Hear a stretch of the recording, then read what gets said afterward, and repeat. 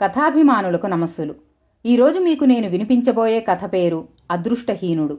1963లో వెలువడిన రక్తస్పర్శ కథల సంపుటిలోని కథ ఇది. శారదా కలం పేరుతో తెలుగులో రచనలు చేసిన నటరాజన్ ఈ కథా రచయిత. వీరు మానవ మనో సంఘర్షణ నేపథ్యాలను అత్యంత సహజంగా అక్షరాలుగా మలచిన నేర్పరి. మనిషికి బంధాల నిర్వహణ, పోషణలకు డబ్బు అవసరం. ఆ బంధాలు దూరమై డబ్బు మాత్రమే మిగిలితే ఆ మనిషి మనగలడా అనే ప్రశ్నకు ఈ కథ జవాబునిచ్చింది. మరి ఇక కథలోనికి వెళ్దామా? రైలు నెమ్మదిగా నడుస్తోంది. హైదరాబాద్ నుంచి విజయవాడ వెళ్తోందా ఎక్స్ప్రెస్ బండి. వాతావరణం భీకరంగా ఉండడం వల్ల నిదానంగా పోతోంది. బయట గాలి విసురుగా వీస్తోంది.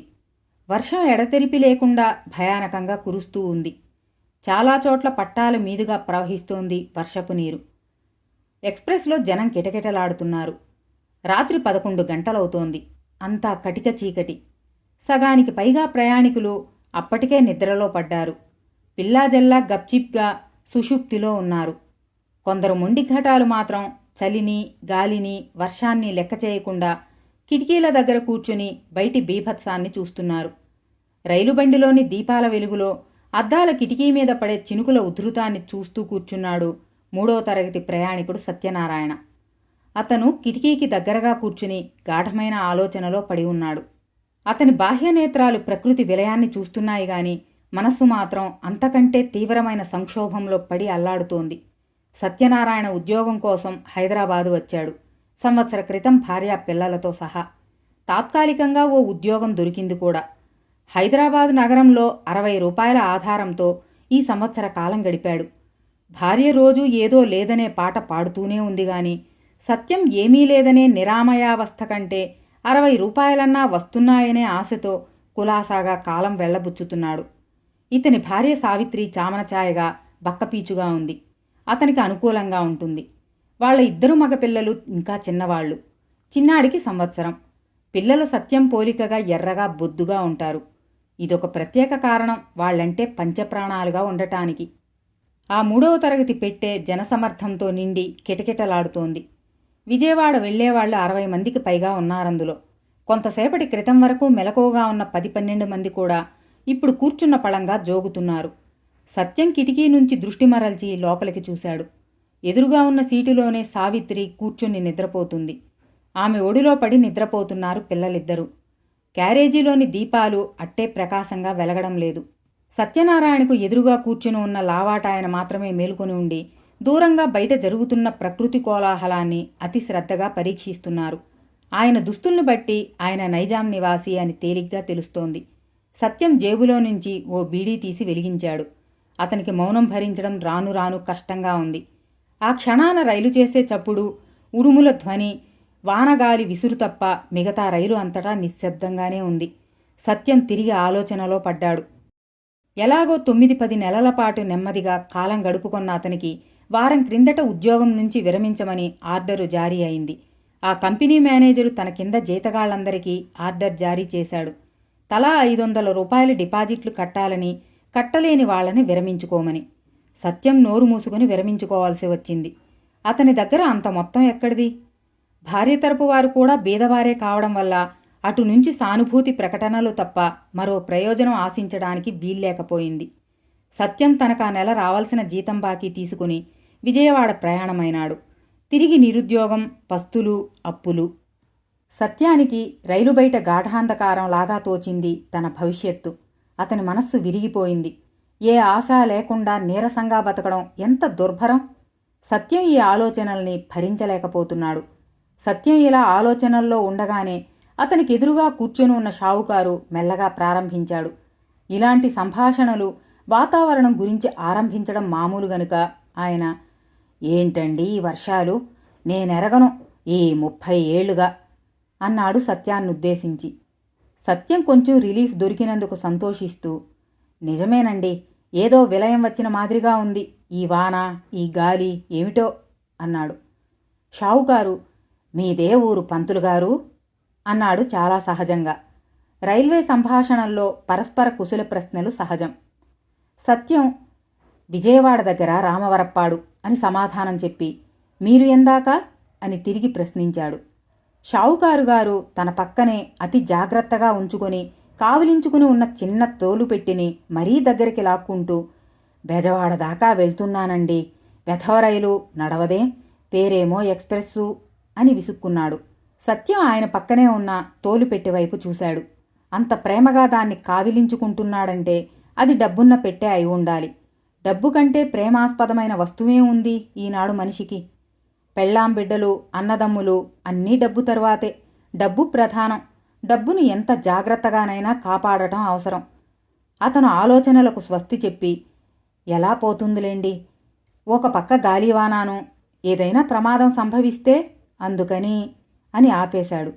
షావుకారు ఒకసారి ఆవులించి 2 చిటికెలేసి, ప్రమాదం అని అన్నాడు కొంచెం గట్టిగా వత్తి. నేను ఊరికే అన్నానులేండి, ప్రమాదాలు జరుగుతాయా? రైల్వే వారు ఎంతో జాగ్రత్తగా ఉంటారు కదా అన్నాడు సత్యం. తన వంటి దురదృష్టవంతుడు ప్రయాణం చేస్తున్న బండి సర్వజాగ్రత్తగా తన లక్ష్యాన్ని చేరుకుంటుంది. తనింకా ఎంతో కాలం బతికుండి ఎన్నో బాధలు అనుభవించాల్సి ఉందాయను అని అతని ఊహ. అతనికే నవ్వొచ్చింది ఈ ఆలోచనకి. షావుకారు గారు తిరిగి మౌనంలో పడ్డాడు. ఆయనకేం ఆలోచనలో. సత్యం భార్య వంక చూశాడు వాత్సల్యంతో. పిల్లలు నిర్మలంగా ఏ ఆలోచన లేకుండా సంతోషంగా నిద్రిస్తున్నారు. తూలుతూ ఉన్న భార్య మొహంలో ఏమిటేమిటో ఆలోచనల రేఖలు అగుపిస్తున్నాయి. ఆమె తనను పెళ్లాడాక ఇంతవరకు ఏనాడు సుఖం అనుభవించింది లేదు. ఎప్పుడూ ఏదో లోటుతో సంసార జీవితం నరకంగా తయారైందామెకు. తనకు అంతే. అప్పటిగా ఆలోచన మానేసి సత్యం సావిత్రి ఒడిలో మెదులుతున్న చిన్న కొడుకుని చూశాడు. సావిత్రి కూడా పిల్లాడు లేచేసరికి మేల్కొంది. ఆమె భర్త వంక చూసి, మీరు ఒక్క కునుకైనా తీయలేదాండి అని అడిగింది. లేదు, నిద్రపట్టలేదే ఈ గోలకి అన్నాడు బయటికి చూస్తూ. ఇంకా తగ్గలేదు వాన అంటూ కుర్రాడికి పాలిస్తోంది. కుర్రాడు పాలు తాగి తండ్రి వైపు తిరిగి నవ్వాడు అమాయకంగా. వాణ్ణిలాతే చూడువాడు ఎలా ఎగబడిపోతున్నాడో అన్నాడు సత్యం చిరునవ్వు నవ్వుతూ. షావుకారు దీన్నంతా గమనిస్తూ కూర్చున్నాడు. సత్యం పిల్లాణ్ణి అందుకుని ఆ బుగ్గా ఈ బుగ్గా ముద్దాడి, వెధవ, వీడైనా పెద్ద ఉద్యోగం చేయాలి, చేస్తావా నాన్నా అని ప్రశ్నించాడు కుర్రాణ్ణి. కుర్రాడు నిద్ర మగతగా ఉన్నా నవ్వాడు. కుర్రాణ్ణి తిరిగి భార్య చేతికిస్తూ, నిద్ర వస్తోంది వెధవకి, నిద్రపుచ్చు అన్నాడు. సావిత్రి తిరిగి కుర్రాణ్ణి ఒడిలో హత్తుకుంది. 2 నిమిషాలకల్లా ఆమె కూడా మగత నిద్రలో పడిపోయింది. సత్యం ప్రేమగా పిల్లల వంక చూస్తూ కూర్చున్నాడు, ఏమీ ఆలోచించలేని స్థితిలో. బండి మెల్లగా పోతూ ఉంది. దడదడ మోగే రైలు శబ్దము, మరీ ఉద్ధృతమైన వానచప్పుడు ఇప్పుడు రైలునంతా ఆవరించి భయపెడుతున్నాయి. ఇదివరకు దాకా కూర్చున్న షావుకారు ఓ చిన్న కాగితం మడత తీసి సత్యం చేతికిచ్చి, ఇది కాస్త చదువుతారా పంతులుగారు? ఏదో ఇంగ్లీష్లో రాశాడు, నాకైతే అర్థమై చావలే అన్నాడు. సత్యం ఆ కాగితం అందుకుని చదివాడు లోలోపల. దాని సారాంశం తనకు రావాల్సిన 2000 వెంటనే తెచ్చి ఇవ్వాలని, లేనిచో తనకు చాలా ఇబ్బందని, ఇంకా ఏవో వ్యాపారపు గొడవలు కూడా ఉన్నాయి అందులో. ఇదంతా విప్పి చెప్పాడు సత్యం. షావుకారు తిరిగి తన కాగితం జేబులో పెట్టుకుని, ఏం వ్యాపారాలండి పంతులుగారు, యుద్ధం అయిపోయినాక రోజురోజుకి ధరలు తగ్గిపోతున్నాయి, డబ్బుకి కటకటగా ఉంది, ఈ 2000 ఇయ్యాల పోగు చేసుకొచ్చే వరకు ప్రాణం అల్లాడిపోయిందనుకోండి అన్నాడు. అనేశాక ఏదో తప్పు చేసినట్టు మొహం పెట్టి భయంగా తన తోలు పెట్టి ఇంకా దగ్గరికి లాక్కున్నాడు. సత్యం ఇది గమనించాడు. షావుకారు గారికి భయం కాబోలు, ఆ పెట్టె ఎవడైనా కాజేస్తాడని నవ్వాడతను. తనకు కూడా అందులో డబ్బుందని అనుమానమే గాని నిజం తెలియదు కదా. సత్యం ఏమిటో ఆలోచిస్తున్నాడు. అనుకోవటం తడువుగా ఈ షావుకారు 2000 ఏ బాధోపడి పోగు చేయగలిగాడు. తను 500 దొరుకుతాయని కల్లోనైనా అనుకోవడానికి వీల్లేకపోవడం వల్ల కదూ ఉద్యోగానికి తిలోదకాలిచ్చి ఇలా బైరాగల్లే తిరుగుముఖం పట్టాడు. సత్యం ఒక్కసారి ఎగిరిపడ్డాడు. తలుపు దగ్గరగా ఉండడం వల్ల చప్పున తలుపు పట్టుకున్నాడు. బండంతా కదిలిపోతోంది. అదే క్షణాన ఆ రైలులో ప్రయాణిస్తున్న వందలాది జనం ఉలిక్కిపడి మేల్కొన్నారు. భీకరమైన దారుణమైన మోత వినిపించింది. చెట్టు విరిగిపడిపోతున్నట్టుగా, రైళ్లు ఢీకొన్నట్లుగా, సముద్రాల్లో వాయుగుండాలు ఏర్పడ్డట్లుగా అంతా 2-3 నిమిషాలే. భీకరమైన మెరుపుల క్షణికమైన కాంతిలో సత్యం ఆ 3వ తరగతి పెట్టె నుంచి విసురుగా వెళ్లి నదిలో పడ్డాడు. అంత క్రితం క్షణమే అతని మీదకి విరుచుకుపడ్డ షావుకారు కళేబరం అతనికి దిగ్భ్రాంతి కలిగించింది. చేతికి దొరికిన దేన్నో బలంగా పట్టుకున్నాడు. అయితే ఏం, పట్టు తప్పిన వాడల్లే ప్రళయ వేగంలో సుడులు తిరిగి ప్రవహిస్తున్న నదీ గర్భంలోకి పడిపోయాడు. అతనే కాదు, విజయవాడ వెళ్తున్న ఆ మొత్తం బండి వంతెన కూలిపోవడంతో ఒక్కసారే భయంకరంగా మోతపెడుతూ పెట్టెలన్నీ ఒకదాంతో ఒకటి ఢీకొని నదిలోకి కూరుకుపోయాయి. మరు నిమిషం అక్కడ తుఫాను గాలి, ప్రళయఘోష, ఉధృతమైన వాన, ఎడతెరిపి లేని చప్పుడు, గుయ్యమని కొన ఊపిరి ఉన్నవాళ్లను సైతం చంపే గాఢాంధకారం మిగిలిపోయాయి. నదికి ఇరువైపులా చెట్లు విషాదంతో తలలూపుతూ ఈ ప్రమాదానికి సాక్షిభూతాలై నిలిచాయి. కోడి కూసే వేళ ఆ విరిగిపోయిన వంతెన దగ్గరికి సహాయ దళాలు వచ్చాయి. నది ఇంకా ఉధృతంగా ప్రళయంగా ప్రవహిస్తోంది. కట్టలు తెగబడి వాననీరు, నదీ ప్రవాహం ఏకమై అంతా సముద్రంలా ఉంది. చెట్ల చివరలు కనిపిస్తున్నాయి నది మధ్యన. ఇంకా దారుణమైన చీకటి ఆవరించే ఉంది. తూర్పున ఎక్కడో సూర్యోదయపు తొలికాంతి కనిపిస్తోంది. ఇంత వానలోనూ, నదీ ప్రవాహపు జలజల శబ్దంలోనూ అక్కడక్కడా మానవ కంఠాల మూలుగులు, పసిపిల్లల ఏడుపులు వినిపిస్తున్నాయి. శవాలు ఒడ్డుకు చేరుతున్నాయి. అన్ని శవాలు వరుసగా పేరుస్తున్నారు. నీళ్లు తాగి ఉబ్బిపోయి, గుడ్డలు లేకుండా రంగు మారిపోయి పచ్చగా నీలంగా ఉన్నాయి శవాలు. ఆడా మొగ భేదం లేదు. రైలు పెట్టెలు ఏమైనాయో అంతులేదు. తెల్లవారుతోంది. సత్యం పైనుంచి మెల్లగా దేకుతూ నడుస్తూ వస్తున్నాడు. అతనికి జరిగిందేమిటో ఇందాకటి నుంచి కొద్ది కొద్దిగా అర్థమవుతోంది. రైలు అంతా పడిపోయిందా? తనొక్కడైనా ఇంకా చాలామందా? సావిత్రి పిల్లలు ఏమైనారు? ఆ షావుకారు ఏమై ఉంటాడు? సత్యానికి చలితో ఒళ్ళు కొంకర్లు పోయినట్టే భయంతో మనసు కూడా గడ్డకట్టుకుపోయింది. సత్యం నీళ్లలో పడి కొట్టుకుపోతూ ఈత వచ్చి ఉండడం వల్ల ఒడ్డుకు చేరుకుని మెల్లిగా కుంటుతూ ప్రమాద స్థలానికి చేరుకున్నాడు. సహాయక దళం వారిలో 2 పోలీసులు అతన్ని రెక్కపట్టుకుని తీసుకువచ్చారు తాత్కాలికంగా వేయబడిన ఒక డేరాలోకి. కాని సత్యం నిలవలేదు. అతని మనసు ఒకసారి భ్రమలోంచి మేల్కొంది. అతను పట్టుకొచ్చిన తోలు సంచిని విసిరి పుచ్చుకుని డేరాలోకి పారేసి బయటికి పరిగెత్తాడు. తెల్లారిపోయింది బాగా. భీకరమైన చీకట్లు వెలిసిపోయాయి. అక్కడి భీభత్సం ఇప్పుడు బాగా దృగ్గోచరమవుతోంది. సత్యం సావిత్రి సావిత్రి అని పెద్దగా అరుస్తూ శవాల్ని పేర్చిన చోట వాటి చుట్టూ పరిగెడుతున్నాడు. సహాయక దళం వారు, రైలు ప్రమాదంలో పడి బతికిన కొందరు అతన్ని జాలిగా చూస్తూ వెంబడించారు. అన్నీ పీనుగులు. రైలు పెట్టెలేమైనాయో అంతులేదు. కొన్ని చెక్కలు మాత్రం ఒడ్డుకు వచ్చాయి. ఇంజను, ఒక క్యారేజీ, వంతెన ఈవల మిగిలి నిల్చున్నాయి. మొగుడుపోయిన స్త్రీలాగా సత్యం ఒక నిమిషం ఆగి వాస్తవాన్ని అంగీకరించాడు. ఈ శవాల్లో తన భార్యాపిల్లలు లేరు. వాళ్లు బతికి ఉండకూడదా? ఆశ.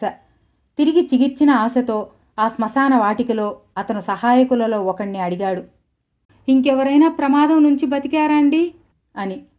అతను సత్యాన్ని ఓదారుస్తూ, మేం వచ్చి కూడా అంతా 2-3 గంటలే. పదండి, వెతుకుతున్నాం కదా. అసలు మీ కథ ఏమిటో చెప్పండి అని అడిగాడు. సత్యం తన సంగతంతా చెప్పాడు. కాని షావుకారు చేతిలోని తోలుపెట్టెను తానా చివరి క్షణంలో ఊతం కోసం పట్టుకొని నదిలో పడిపోవడం మాత్రం చెప్పలేదు. పాపం, వెతుకుదాం పదండి. మీరు కూర్చున్న పెట్టె మొత్తం అలాగే నదిలో పడిపోయి ఉండాలి. ఇప్పుడు పరిసరమంతా ప్రమాదం నుండి బతికి బయటపడ్డవారు తమ తమ బంధువుల కోసం ఏడుస్తున్న ఏడుపులతో, గాయాలు తగిలిన వారి మూలుగులతో, నదీ జలపు ఘోషతో దారుణంగా ఉంది. సహాయకులిద్దరూ సత్యంతో కలిసి ఆ ప్రదేశాన్నంతా వెతుకుతున్నారు. కొందరు నీళ్లలోంచి కొత్త కొత్త శవాలను లాగి బయటపడేస్తూనే ఉన్నారు. సత్యం ఒడ్డు మీద అటూ ఇటూ పరిగెత్తేవాడల్లా ఒక పెద్ద చెట్టు మొదట్లో సగం నీటిలోనూ సగం నేల మీద పడి ఉన్న ఒక స్త్రీ శవాన్ని గుర్తించి అరిచాడు. 1-2 నిమిషాలు స్తంభించిపోయాడు. బాగా మరుగ్గా పొదల్లా ఉండే ప్రదేశంలో పడి ఉందా శవం. సత్యం బురదలోకి దిగి శవాన్ని సమీపించాడు. వెర్రికేక వేశాడు. సావిత్రే ఆ శవం. ఆమె ఒడిలో చిన్నపిల్లాడు సురక్షితంగా ఉన్నాడు. కదులుతున్నాడు గాని చలితోటి వణికిపోతున్నాడు. సత్యంతో పాటు వచ్చిన సహాయకులిద్దరూ సావిత్రి శవాన్ని బయటికి తీసుకొచ్చారు. కుర్రవాణ్ణి సత్యం ఒడ్డుకు తెచ్చాడు. అతను ఇప్పుడు తేటగా అగుపించడం లేదు. అతని మొహం వివర్ణంగా ఉంది. గాలిలో తేలుతున్నట్టు నడుస్తున్నాడు. అతని వికలమైన మనస్సులో తోలు సంచి, అందులోని డబ్బు, సావిత్రి వికృతమైన శవం, కనపడని పెద్ద కుర్రాడు అన్నీ ఒక్కసారే కనిపిస్తున్నాయి. సత్యంలో ప్రతి నిమిషమూ ఒక ఉద్వేగము, ఆవేదన తుఫానులా పెరిగిపోతున్నాయి. తనది కాని పెద్ద మొత్తం డబ్బు ఈ నిమిషాన తనదే అయిపోయాయి. కానీ తన ప్రేమాస్పదమైన భార్యాపిల్లలు దూరమై చిన్నా భిన్నమైపోయారు. చిన్నపిల్లాడు కూడా ఈ చలిలో, వానలో ఎంతోసేపో బతకడు. సత్యం కురుస్తున్న జడివాన నుంచి డేరాలోకి పరిగెత్తాడు. అతనిలో తీవ్రమైన ఏదో సంఘర్షణ పెరిగిపోతోంది. అతన్ని సహాయక దళం వారు పట్టుకుని కూర్చోబెట్టారు. అందులో ఒకతను ఇంకో అతనితో సత్యాన్ని చూపిస్తూ, ఈయన అదృష్టవంతుడేనోయ్, పిల్లవాడైనా దక్కాడు అంటున్నాడు.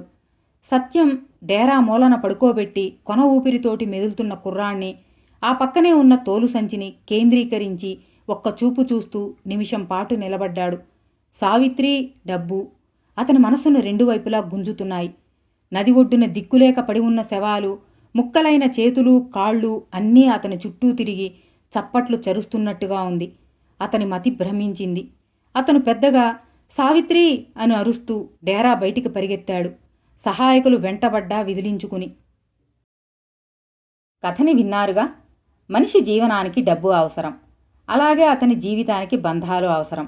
డబ్బు లేకున్నా మనిషి తన జీవన పోరాటాన్ని చేయగలడు, కానీ బంధాల్ని కోల్పోయి ఒంటరిగా మనలేడని ఈ కథ తేల్చి చెప్పింది. మరో మంచి కథతో మనం మళ్ళీ కలుసుకుందాం. అంతవరకు సెలవు.